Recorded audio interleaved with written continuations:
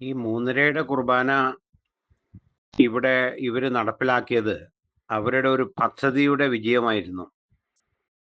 തട്ടിലും പാമ്പ്ലാനിയും വിമത നേതാക്കളും ഒക്കെ ചേർന്ന് സീനഡിന്റെ സർക്കുലറിൽ പല സമയങ്ങൾ രാവിലെയും ഉച്ചയ്ക്ക് വൈകുന്നേരം ഒക്കെ സമയങ്ങളിലെ വ്യത്യാസമായിട്ട് പറഞ്ഞെങ്കിൽ ഈ 3:30 എന്ന് പറയുന്നത് ഫിക്സ് ചെയ്തിരിക്കുന്നത് ഇവർ മൂന്നുപേരും കൂടിയായി, ത്രിമൂർത്തികൾ, വിമത നേതാവും അല്ലെങ്കിൽ നമ്മുടെ രണ്ടുപേരും, തട്ടിലും പാമ്പ്ലാനിയും. അപ്പൊ ഇവർക്ക് ഈ സർക്കുലറിൽ തന്നെയെങ്കിലും സമയത്തിൽ മാറ്റം വരുത്താമായിരുന്നു. ഷെഡ്യൂൾഡ് സമയത്തിലേക്ക് ഒരു കുർബാന മാറ്റി എന്ന് എഴുതുന്നതിന് തെറ്റൊന്നുമില്ല. അങ്ങനെ അവരത് എഴുതിയ ഇവിടുത്തെ വൈദികർ ചെല്ലിയിരിക്കണം. പക്ഷെ ഇവിടുത്തെ വൈദികർ ചെല്ലൂല. ഇവിടുത്തെ വൈദികർ സംഘടനയുടെ ഉള്ളിൽ അകപ്പെട്ടിരിക്കുകയാണ്. ഇവരുടെ സംഘടനാ ശക്തിക്ക് ഉള്ളിൽ എല്ലാവരും പെട്ടുപോയി. അതിന്റെ കാരണം എന്താണെന്ന് നമുക്കറിയത്തില്ല. സംഘടനയുടെ ബലം എന്താണെന്ന് നമുക്ക് ഇപ്പോഴും മനസ്സിലാവുന്നില്ല. അവർക്ക് എന്തോ ഭയങ്കര ശക്തിയുണ്ടോ സംഘടനയ്ക്ക്. അത് പുറമേ നിന്ന് വരുന്ന ശക്തിയാണോ മോളിൽ നിന്ന് വരുന്ന ശക്തിയാണോ എന്നൊന്നും നമുക്ക് മനസ്സിലാവുന്നില്ല. ഇപ്പൊ എന്തായാലും ആ സംഘടനയുടെ ശക്തിയുടെ ഉള്ളിൽ ഇവന്മാരൊക്കെ പെട്ടു.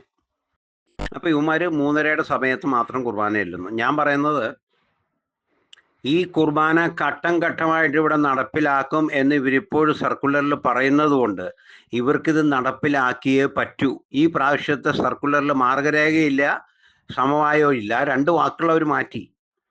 ഇവിടെ ഇത് നടപ്പിലാക്കിയില്ലെങ്കിൽ, ഫ്രാൻസിസ് മാർപ്പാപ്പ ആഹ്വാനം ചെയ്ത സംഭവം ഇവിടെ നടപ്പിലാക്കിയില്ലെങ്കിൽ ഈ പറയുന്ന തട്ടിലിനെയും പാമ്പ്ലാനിനെയും ഉടുപ്പൂരി നമ്മുടെ നേതൃത്വം വീട്ടിൽ പറഞ്ഞു വിടും. അത് ഉറപ്പാണ്. അവർക്കറിയാതെ.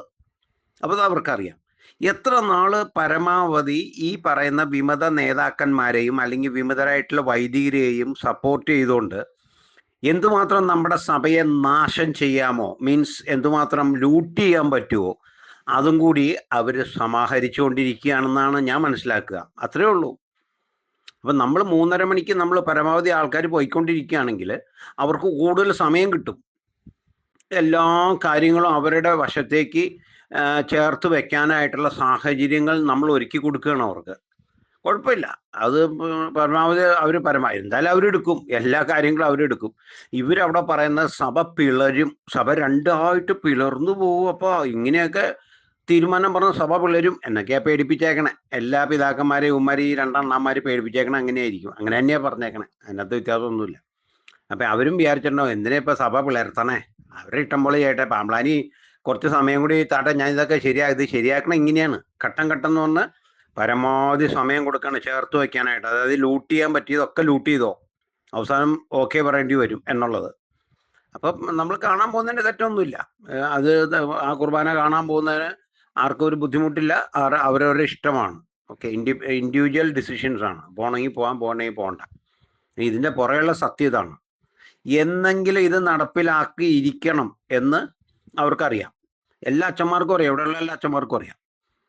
അപ്പം അതുകൊണ്ട് ഇത് നടപ്പിലാക്കിയില്ലെങ്കിൽ ഈ പറയുന്ന 2 പേരെ നമ്മുടെ മാർപ്പാപ്പ ഡീഫ്രോക്ക് ചെയ്ത് പറഞ്ഞു വിടും.